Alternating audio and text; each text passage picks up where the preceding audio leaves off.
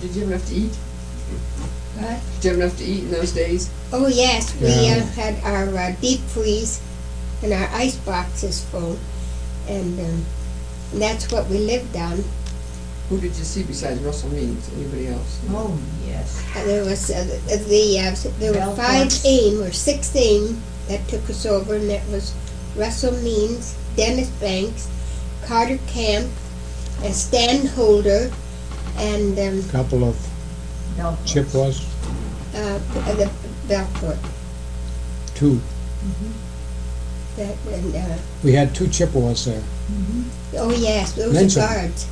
There were 2 Chippewa boys who were related to us by the name of Lagarde, and they were our guards. So there were 6 main AIM though, per dog. Yes, and plus the printer of the very famous paper of Pine Ridge.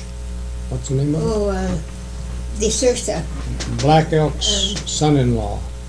Aaron De Sousa was also in there. That's the one we're talking about. Yeah, What about, didn't you ask somebody for your ring back, or one of the girls? yeah. One of the girls that I figured had my ring. She was living with Dennis Banks. I ran after her and asked her if she'd give me the ring back, keep the turquoise and other jewelry, but just give me the wedding rings back. And she said, I don't have your rings, and if you don't let me alone, I'm going to tell Dennis Banks on you. So that's all I could do was let her alone. I couldn't get my jewelry back, and never have seen it since. They didn't abuse you, I mean, push you or hit you or anything, did they? No, just ordered Walked off, us yeah. at the point of a gun. Tried to push you around. Yeah. All that. Yeah, one of the cooks in Dennis Banks' house was going to hit me, and Girlie came up behind and she said, "You hit her, I'll hit you." I said, you son of a bitch. Don't you touch her. Just like that. And she chased me. Did She had her bet she fist did. drawn and she was going to hit She me. was going to go right after me. But I had an armed guard there. I never went anywhere without an armed guard. No, Dennis Banks would always see that we had an armed guard. Also, this time they had cleaned the museum out well, of everything. by this time the museum was cleaned out. And there's nothing left in there. No, And they had looted the store completely. One day I thought I'd go over to see just how bad it was. I didn't know really how bad it was. However, I'd watched them carry stuff out by the hour out of the store. And I went over and there was one fellow laying on his back under Agnes's checkout, checking the notes under there that you had made. And that turned out to be one of Black Elk's relations. oh yeah, the one related to I Ben told- Blacktop. I told you who it was, but I didn't Mhm. the name. But anyway, I walked the full length of the trading post, and there was an Indian woman in there I didn't know. She was swabbing the deck, and that was down toward the east end of the building. That's where she was working. So I walked from there back into Jim and Jan's quarters, which were our old quarters, and looked that place over, and it was not very nice back there either. So I went down into the far west part where we had a lot of the artifacts that you sold there, the stuff that you sold. Some Navajos and some shoes that were made by Indians on the Pine Ridge Reservation, but made in a factory at Pine Ridge, giving Indians employment. That was the idea, and we were trying to help them. And there was not anything but 2 or 3 small pieces of broken pottery that was left. We'd had a very nice stock of pottery, and lots of other articles that were Indian made and were sold in that part of the trading post. But everything was cleaned out. It was just cleaned out. Nothing there to sell. You had Everything was just gone. gotten in Stock was 4 or entirely gone. 5 big boxes of pottery that Right. hadn't even been opened. They were getting ready to mark them. But it was cleaned out. They took everything. What about your Indian, I mean, the one right there at the reservation, did you see much of them in these 11, 12 days, 14 days? Some of the Indians, our Indian friends like Rose Shot and some of them came into the house. Yeah, And because they wanted to see for themselves About, how we had been treated. about what day? I mean, was it? that was the next morning. 5 of our Second day, you Indian- mean? Yeah, the second day. 5 of our Indian women that traded with us and were good friends of ours came to see what it was all about. And they sat in our kitchen and we talked with them. We told them we didn't know at all yet Why why this it happened. was. And so then Aim made them get out. Rose Shot had to have some milk for her baby, and you told her that everybody else is helping themselves. Go Well, on help over there and yourself. get it.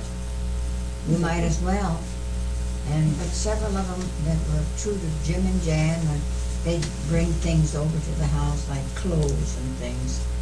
I was so that going we to could tell give it to them. them. Did you see little Annie and all this time? They never Oh. got back in again. At one point there was Indian boy was looking for, he had a whole slug of stuff that he had taken out the store that was shirts and Oh, pants and things. So in their wrappers yet. he got my Samsonite out and he was filling it with these shirts and things. And Agnes, it was my Samsonite. I was all packed, ready to. my big suitcase, yeah. And I said, you came and got me and you said, he's He just dumped my clothes right on Yeah. the floor. and he's taking He your was taking the possessions. suitcase. And so I said to him, that's my suitcase, what are you doing with it? He said, you mean it was your suitcase? And so I wanted that Samsonite, so I had a brown suitcase that was brand new, beautiful leather suitcase, and it was man's size, you know. And I told him that I would gladly trade him the Samsonite for that brown suitcase. And when he saw the brown suitcase, he said, fine. He said, I'll trade you. So he filled it with all of the shirts. He had us pack it. Yeah, we packed it for Down him. on our hands and knees and And- packed that for him. And there were about 12 men's shirts, all folded and still in the plastic bags. And underwear, men's underwear, socks, and anyway, the suitcase was full. And he went on merrily on his way.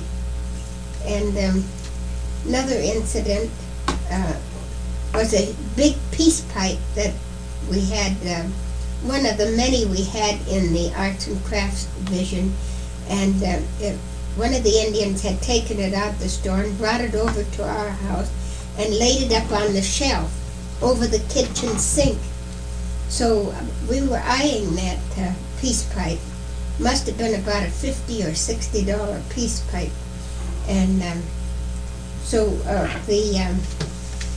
some of the FBI told us if there was anything we wanted to save in the line of beadwork or anything like that, or trinkets, to mail them out, and they'd take the mail out for us. We'd give them the money and they'd mail them.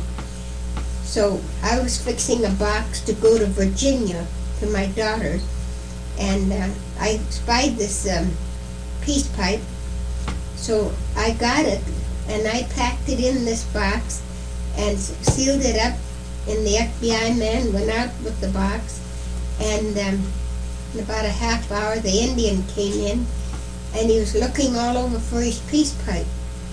So he said to me, did you girls see a peace pipe up here on the shelf? He said.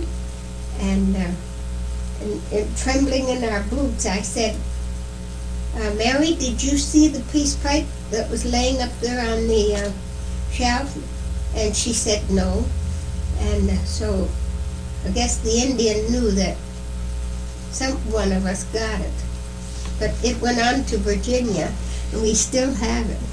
What about the FBI? Why were they there? I mean, how were they there without Were they right down with you? No, just once in a while, up an on the FBI They were Yeah. on a mile perimeter of Wounded Knee. They Oh, did not yes. come in where we were. no, the FBI never Oh, ever came no. in to help us. They came in to, and really, it was the, not the FBI so much as, It was they all were- of the U.S. force. yeah, Marshals. It wasn't the FBI, the marshals and Department of the... Justice. the marshals and the what do you call it? FBI formed the perimeter about a mile Yes. around us. That's right. So how And did you get your mail to them? we never got any mail for the 10 days we were But in you there. said you sent a package. Oh, these women. I mailed $25 worth of packages at one time. We came, Gurney and I got out. came to town. We came down to That's Rushville here. That was after it was all over. Well, No. not, Oh, no. not all over. They were was running still out there. of, We had to have groceries, yeah, and we wanted to And get this. prescriptions. Yes, we had to have stuff for, had a Wilbur. prescription Yeah. for Wilbur to get. and we had to get that car deodorized. It was a horrible thing. It just would make you sick at your You stomach. came by yourself, though? They let you out? Yes. Let us come through. Let us come through, because we told them we had to go to town and get groceries. See, they had all of our And groceries. prescriptions and We had to things. eat. Sick But they boy. held us, you see, they held me and Mary, and What day was this like? Toward the Uh, end? No,